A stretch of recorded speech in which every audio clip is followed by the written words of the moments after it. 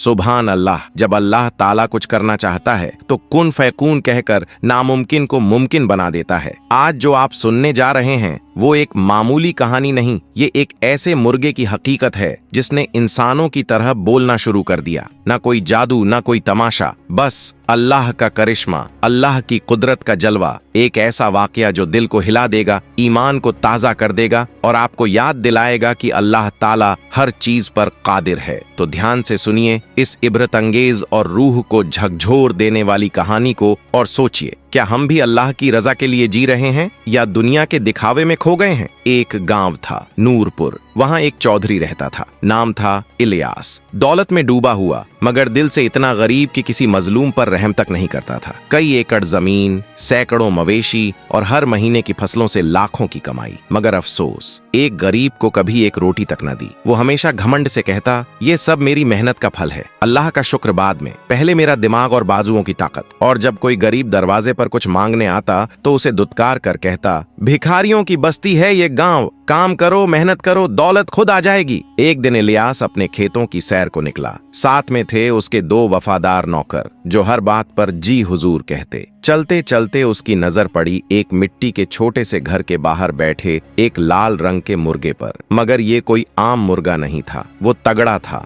तंदुरुस्त था और इतना खूबसूरत कि इलियास की आंखें ठिठक गईं। उसने कहा, ऐसा मुर्गा मैंने जिंदगी में नहीं देखा। और लालच से भर उठा उसका दिल। इलियास ने उस घर के मालिक से जबरन मुर्गा छीन लिया। मालिक मिन्नत करता रहा, साहब ये मेरी रोजी है, मेरे बच्चों का सहारा है। मगर इलियास को किसी की परवाह नहीं थी। मुर्गा ले जाकर उसने उसे अपने फार्म में बंद कर दिया। लेकिन वो यहीं नहीं रुका। एक दिन जब मुर्गा बांग दे रहा था तो गुस्से में आकर इलियास ने उसकी जुबान ही काट दी। क्यों? क्योंकि उसे मुर्गे की बांग में भी घमंड की गूंज सुनाई दे रही थी। मगर इलियास भूल गया था कि जिस रब ने जुबान दी है वो फिर से दे सकता है। और वही हुआ। कुछ दिनों बाद उस बेजुबान मुर्गे ने इंसानों की तरह बोलना शुरू कर दिया। पूरा गांव हैरान हो गया। मुर्गा अब सिर्फ बोलता नहीं था बल्कि राज खोलता था। उसने बताया कैसे इलियास ने गरीबों से जमीन छीनी, कैसे मजदूरों की मजदूरी मारी और कितने जुल्मों की दास्तानें उसके घर की दीवारों में छिपी हैं। वो मुर्गा अब सिर्फ एक जानवर नहीं रहा, वो बना अल्लाह का करिश्मा, जुल्म के खिलाफ बोलने वाला एक मुजाहिद। गांव वाले जमा हो गए। इलियास की सच्चाई सबके सामने आ गई और वो चौधरी जो खुद को खुदा से बड़ा समझता था, आज उसी मुर्गे की बोली के सामने बेबस खड़ा था।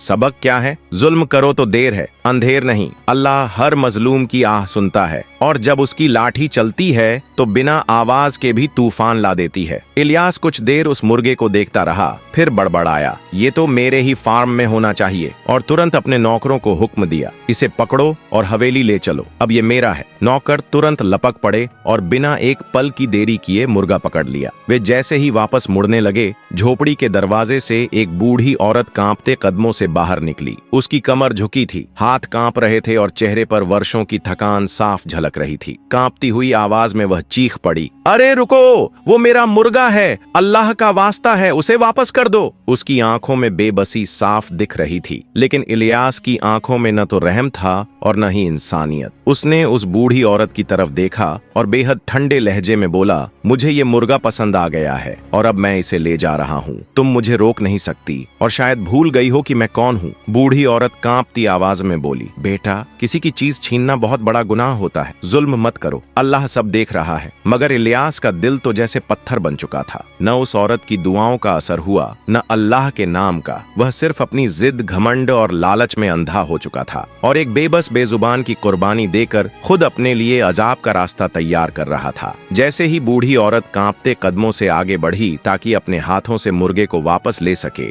इलियास का गुस्सा 7वें आसमान पर पहुंच गया। उसने न सिर्फ उस औरत की बात ठुकरा दी बल्कि गुस्से में आकर उसे जोर का धक्का दे दिया। औरत का कमजोर, थका हारा शरीर लड़खड़ाया और उसके फटे पुराने कपड़े, कमजोर जिस्म और मिट्टी से सने बदन को देखकर इलियास को और भी घिन आई। धक्का इतना जोरदार था कि वो पीछे गिरते हुए एक नुकीले पत्थर से जा टकराई। एक पल के लिए जैसे वक्त ठहर गया। उसके माथे से खून बहने लगा। धीरे धीरे उसकी आंखों की रोशनी बुझ गई और सन्नाटा पसर गया। इलियास और उसके नौकर एक पल के लिए ठिठके लेकिन फिर उसी पत्थर दिल लहजे में उसने कहा, इसे उठाओ और जंगल में फेंक आओ, लोग कहेंगे कि बुढ़िया मर गई, किसी को कुछ पता नहीं चलना चाहिए। नौकर चुपचाप उसके हुक्म पर चल पड़े। वो औरत जो कुछ पल पहले अल्लाह का वास्ता दे रही थी, इंसाफ मांग रही थी, अब बेखबर जंगल में बेकफन पड़ी थी, जैसे इंसानियत का कोई नामो निशान ही न बचा हो। इलियास बिना कुछ सोचे मुर्गा लेकर अपनी हवेली की तरफ रवाना हो गया, जैसे कुछ हुआ ही न हो, जैसे उसने इंसानियत को नहीं बल्कि एक मच्छर को मारा हो। मगर वो भूल गया था कि अल्लाह की लाठी बेआवाज होती है। हवेली पहुंचते ही उसने नौकरों से कहा, इस मुर्गे को कुछ खिला दो, कमजोर ना हो जाए। नौकरों ने आगे प्याला रखा, दाना पानी सब कुछ पेश किया, मगर मुर्गा चुप था। उसने न तो दाने की तरफ देखा न ही पानी की तरफ, बस एक कोने में बैठा रहा, जैसे किसी गहरे गम में डूबा हो। इलियास ने बेपरवाही से कहा, भूखा होगा तो खुद ही खा लेगा, छोड़ दो इसे। फिर उसने एक पिंजरा मंगवाया और उस खूबसूरत मुर्गे को उसमें बंद करवा दिया। इसके बाद खुद अपने आलीशान हवेली के नरम बिस्तर पर जाकर चैन की नींद सो गया। मगर अगली सुबह एक अजीब बात हुई। सुबह का वक्त था और फज्र की अजानों का समय हो चुका था। गांव की मस्जिद से हल्की हल्की अजान की आवाजें आ रही थीं। लेकिन उस दिन इलियास की नींद किसी और आवाज से टूटी, और वो आवाज थी उसी पिंजरे में बंद मुर्गे की, जिसने अजान देना शुरू कर दिया था। वह चौंक कर बिस्तर से उठा, उसके माथे पर बल आ गए। ये क्या अजीब शोर है? वह दौड़ते हुए हवेली की खिड़की के पास पहुंचा तो देखा कि वही मुर्गा अब पूरे जलाल के साथ पिंजरे में खड़ा होकर अजान दे रहा था। यह आवाज उसके कानों में ऐसे चुभ रही थी जैसे किसी ने तीर घोंप दिए हों।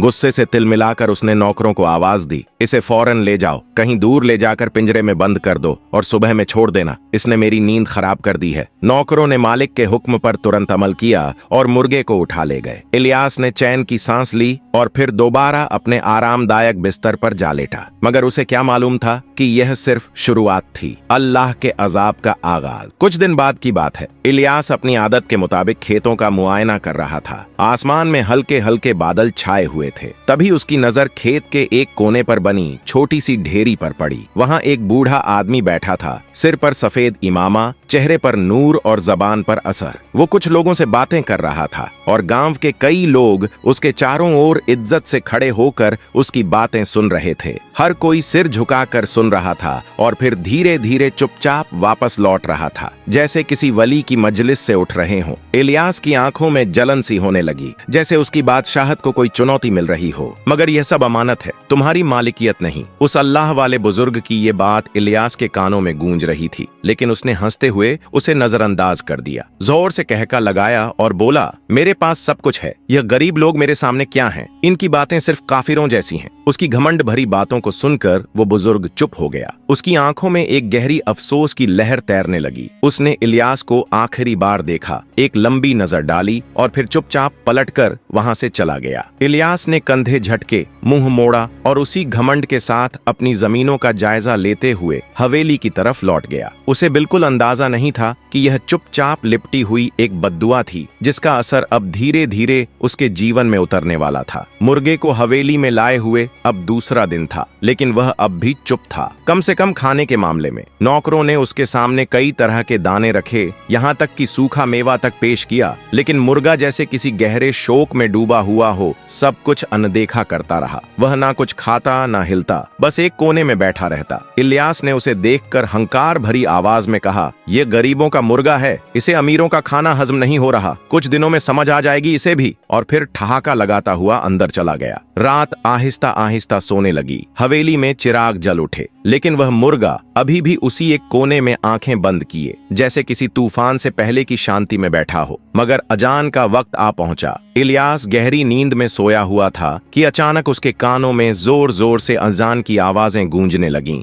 अल्लाहू अकबर, अल्लाहू अकबर। ये वही मुर्गा था। किसी तरह वह पिंजरे से निकल आया था और अब हवेली के अंदरूनी हिस्से में खड़ा हो अजान दे रहा था। उसकी बुलंद आवाज ने इलियास की नींद, चैन और घमंड तीनों को हिलाकर रख दिया। इलियास बड़बड़ाया, ये मुर्गा रोज मेरी नींद खराब करता है, क्या मुसीबत है। और फिर गुस्से से चिल्लाता हुआ नौकरों को बुलाया, जल्दी आओ, इस मकरूज को फिर से पिंजरे में बंद करो और देखो इस बार ऐसा बंद करो कि रोज भाग न निकले। रोज मेरी नींद हराम कर देता है, रोज अजान देता है। नौकर, जो इलियास का गुस्सा देखकर कांपने लगे थे, तुरंत दौड़ कर आए। उन्होंने बड़ी मुश्किल से उस मुर्गे को दोबारा पकड़ा और जोर जबरदस्ती करके पिंजरे में बंद कर दिया, लेकिन तब तक वो अजान देता रहा जब तक नमाज का वक्त गुजर न गया। ये कोई आम परिंदा नहीं था, अब वह अल्लाह की तरफ से एक निशानी बन चुका था। दिन गुजरते गए, लेकिन मुर्गा अब हर सुबह अजान देता रहा। वो अजान सिर्फ एक फर्ज नहीं बल्कि इलियास के लिए अल्लाह की तरफ से आखिरी चेतावनी थी। मगर इलियास का दिल अब पत्थर से भी सख्त हो चुका था। एक सुबह फज्र का वक्त था। अंधेरे में रोशनी की पहली किरण बस उगने ही वाली थी कि मुर्गा फिर से पूरी ताकत के साथ अजान देने लगा। उसकी आवाज में इस बार दर्द, ताकत और इल्तिजा और भी ज्यादा थी। इलियास बिफर गया, गुस्से में बिस्तर से उठा और चिल्लाया, अब बहुत हो चुका है। वह पागलों की तरह हवेली के आंगन में आया, जहां उसने देखा कि मुर्गा एक कोने में खड़ा होकर अजान दे रहा था। वहीं पास ही एक मेज पर कुछ फल और एक तेज छुरी रखी थी।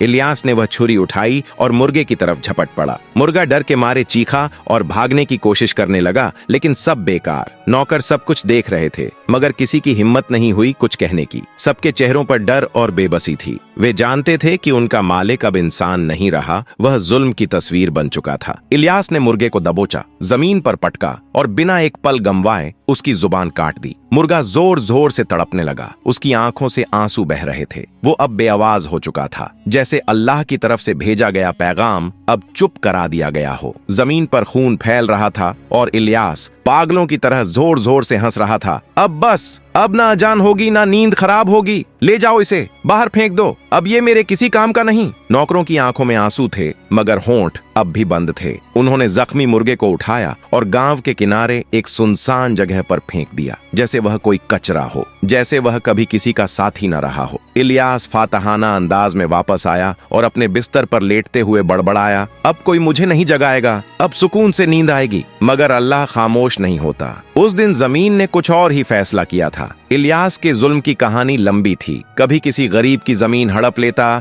कभी किसी बेगुनाह को सिर्फ अपनी मर्जी के खिलाफ बोलने पर मार डालता और कभी किसी की इज्जत को पामाल कर देता। गांव के लोग उसके जुल्मों से कांपते थे, डरते सिहरते रहते थे। उनकी हिम्मत बस इतनी थी कि रात को अल्लाह की अदालत में फरियाद कर लें, क्योंकि दुनिया की अदालत तो उसके पैसों के आगे झुक चुकी थी। मगर अल्लाह की लाठी बेआवाज होती है और वो वक्त भी आ ही गया। इन्हीं दिनों गांव की एक 25 साल की नेक औरत जो कुछ वक्त के लिए बाहर गई हुई थी, वापस लौटी। वह लड़की जैसे ही गांव लौटी, सीधे नजमा बीवी की झोपड़ी की ओर बढ़ी। उसके हाथ में खाने का एक छोटा सा बर्तन था, जो वो हर बार नजमा बीवी के लिए लाया करती थी, लेकिन इस बार दरवाजा बंद था। उसने कई बार आवाज दी, अम्मी जान, नजमा बीवी, मगर अंदर से कोई जवाब नहीं आया। बेचैनी बढ़ी तो वह धीरे से झोपड़ी के अंदर दाखिल हो गई। अंदर सन्नाटा पसरा था। न बूढ़ी बीवी का कोई नामो निशान था, न ही उनका प्यारा मुर्गा। वो लड़की घबरा गई। गांव में इधर उधर पूछताछ की।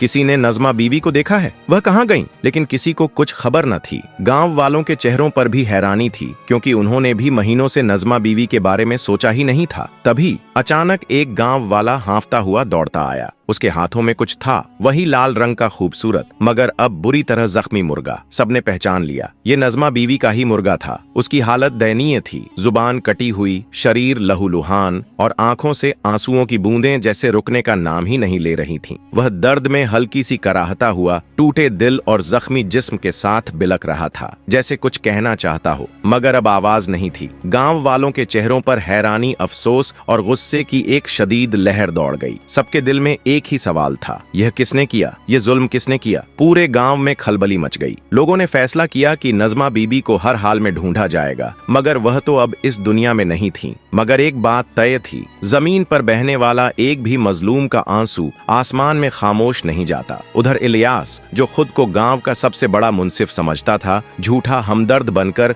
गांव वालों के बीच तख्त पर बैठा था। चेहरे पर नकली सहानुभूति और जुबान पर झूठे वादे। वह कह रहा था, मैं खुद इस इस मामले की जांच करवाऊंगा, कातिल को सजा दिलवाऊंगा। भीड़ चुप थी, कोई कुछ कह नहीं रहा था, लेकिन दिलों में शक और सवालों की आग धधक रही थी। तभी मजमे में एक और शख्स फटे कपड़े और रोते चेहरे के साथ आगे आया। वह बिलखते हुए बोला, चौधरी साहब, मेरी बेटी, मेरी जवान खूबसूरत बेटी कई दिनों से गायब है। हर जगह देख लिया, कोई खबर नहीं, न जिंदा है न मुर्दा, कुछ भी नहीं पता। इलियास ने वही पुराना ठंडा और दिखावटी लहजा अपनाते हुए कहा, फिक्र मत करो, मैं बहुत जल्द उसे ढूंढ निकालूंगा। मगर हकीकत यह थी कि इलियास जानता था उसके राज एक दिन खुलने वाले हैं। मगर वह बेटी उस वक्त खुद इलियास की हवेली में कैद थी। वह इलियास की हवस का शिकार हो चुकी थी। वो मासूम लड़की जो कभी फूलों और ख्वाबों की दुनिया में जीती थी, अब अंधेरे तहखाने में बंद थी। और मजमे में जो बाप अपनी बेटी की फरियाद कर रहा था, उसकी हालत देखकर हर किसी की आंखें नम थीं। मगर किसी को अंदाजा नहीं था कि इस सारी तबाही की जड़ खुद इलियास है, वही जो सामने बैठा हमदर्द बनकर लोगों को ढाढ़स बंधा रहा था। उसके झूठे वादों में दौलत की चमक थी, लहजे में रौब था और आंखों में मक्कारी। वह कहता, मैं इंसाफ दिलाऊंगा, लेकिन वह इंसाफ देने नहीं, छीनने आया था। उसे ना अल्लाह का खौफ था, ना इंसानियत का लिहाज। हर बार वो बस एक नया झूठ गढ़ता और हर बार लोगों को उम्मीद के जाल में फंसा देता। मगर फिर उसी वक्त जैसे आसमान से कोई चीख उतर कर जमीन पर गूंजी हो, एक जोरदार आवाज सबके दिलों को चीरती हुई निकली। पूरा मजमा चौंक गया। हर आंख उस तरफ मुड़ी जहां से आवाज आई थी, और वहां खड़ा था वही लाल रंग का मुर्गा। हाँ, वही मुर्गा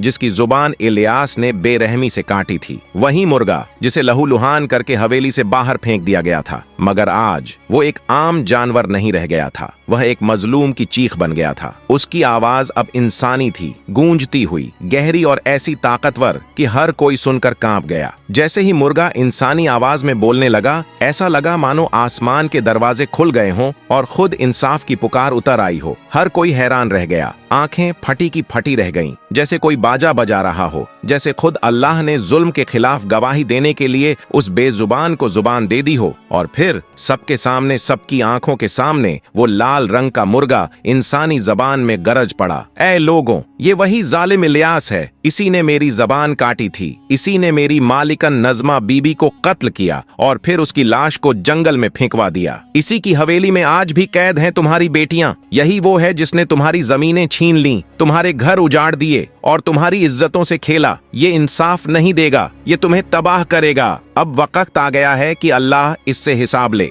इतना कहकर मुर्गा खामोश हो गया, लेकिन मैदान खामोश नहीं रहा। जिसकी बेटी गायब थी, अब उसकी आंखों में आंसू नहीं, आग थी। जिसकी जमीन छीनी गई थी, उसका चेहरा गुस्से से लाल था। और वो माँ जिसने बेटा खोया था, कांपती आवाज में चीखी, यही है वो कातिल। इलियास का रंग पीला पड़ गया। जहां कभी घमंड था, अब डर था। माथे पर पसीना, होंठ सूखे और आवाज कांपती। ये सब झूठ है। एक मुर्गा कैसे बोल सकता है? लेकिन उसकी लफ्जों में अब कोई अकड़ नहीं बची थी। वो बौखलाया, भागा, गाड़ी लाओ, मगर पूरा गांव उसके पीछे चिल्ला रहा था, रुक जा जालिम। अब इंसाफ दौड़ रहा था जुल्म के पीछे। इलियास, अब अल्लाह ने तुझे बेनकाब कर दिया है। गांव वालों ने ठान लिया, अब किसी की जुबान उस जालिम के आगे नहीं झुकेगी। हवेली के बड़े मालिक का घमंड अब दरक चुका था। सुबह सुबह जब चौंके हुए लोग खेतों की तरफ जा रहे थे, एक खौफनाक खबर सुनाई दी। इलियास की लाश गांव के चौराहे पर पड़ी है। वो हवेली के आलीशान बिस्तरों तक पहुंचा था, लेकिन अंत में मिट्टी पर बेनाम, अकेला और निर्वस्त्र हुआ, पता नहीं कैसे। उसकी लाश पर सांप सरसराते थे, लंबी, खौफनाक, जैसे ये अल्लाह के गजब की चेतावनी हो। आज गांव में सन्नाटा था, कोई नहीं रोया, क्योंकि सब जानते थे इलियास की मौत उसी के जुल्म का अंजाम थी। हवेली की छत पर अब भी वही मुर्गा अजान दे रहा था, जैसे कह रहा हो, अल्लाह की अदालत में देर हो सकती है, लेकिन अंधेरा कभी जीतता नहीं। इलियास की लाश सड़ी गली मिली, इतनी भयावह कि लोग चेहरा फेरने लगे। बिना कफन, बिना जनाजा, सिर्फ कुछ नौकरों ने उसे मिट्टी में दफना दिया। बेनाम, बेदुआ, वो शख्स जो खुद को सबसे बड़ा मालिक समझता था, आज जमीन में इबरत बनकर दफन हो गया। अब गांव के बुजुर्ग यही कहते हैं, जुल्म करोगे तो इंसाफ जरूर होगा। अल्लाह की दी हर चीज हमारी मिल्कियत नहीं, सिर्फ एक अमानत है। अगर आपको यह शिक्षा देने वाली, ईमान को झंझोड़ देने वाली सच्ची कहानी पसंद आई हो तो चैनल को सब्सक्राइब करें, वीडियो को लाइक करें और कमेंट करके अपनी राय जरूर दें। अस्सलामु अलैकुम व रहमतुल्लाह व बरकातुहू।